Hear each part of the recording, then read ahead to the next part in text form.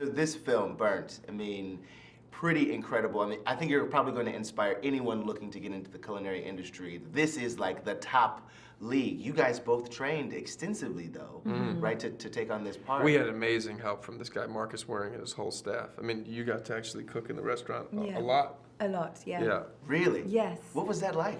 It's the kind of thing that you would like bid for on an auction and never get, but like Right. aspire to doing. It was an amazing opportunity because I love cooking, love eating, but to be taught by this guy who's literally at the top of his game, and to be in an active kitchen, to be in the service, it's really dramatic. It's a very high octane, intense environment, and then you get to eat the food at the end, which is always a massive bonus. Yes, especially if you cooked it, you know.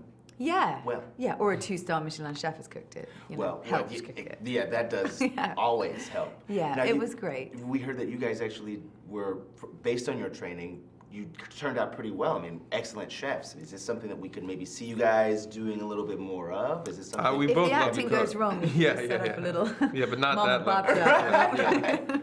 Like at La Brea and Melrose. Right. Grubhub. Fast food, flipping burgers, man. I love Don't cooking. laugh. We'd be lucky to have We'd be lucky to.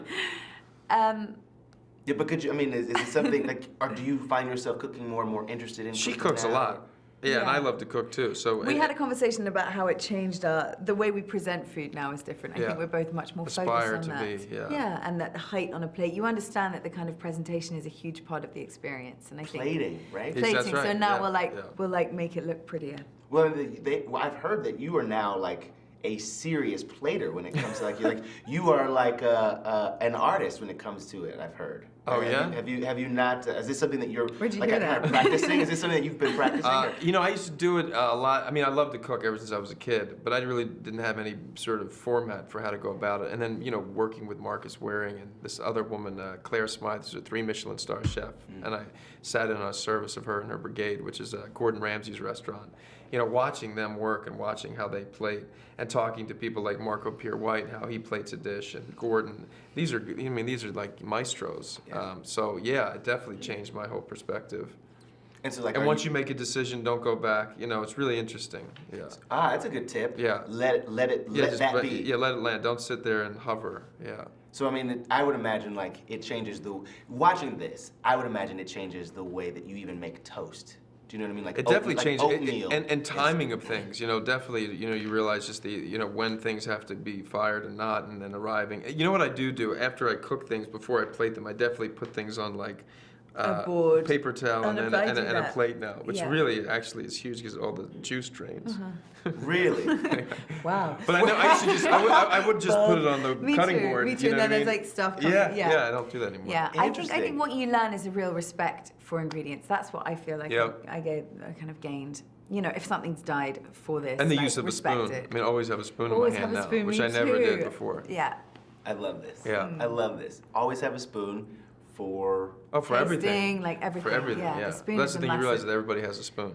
Got it. Yeah. And the way that you hold the spoon is very specific. Yeah, I may need a lesson after this on how Yeah. to hold the spoon. Yeah. I don't think I'd. I can show you. Okay, sweet. Yeah. Now, this movie, you guys working together again after American Sniper, you wanted her to be on this, right? Begged her, yeah. Really? Yeah. I mean, that's Would also we a be scene in honest? the movie where they're like, Would we we be will honest, triple the yeah. salary, whatever we've got to do, we've got to get you there. Was that one of this? Yep. Well, I don't know about the salary thing, but like, yeah, I mean, creatively, I was like, please, let's do it, whatever we need to do, and please do it, and let's make the character exciting, and, you know, because I also thought that she would crush it, you know. Yeah.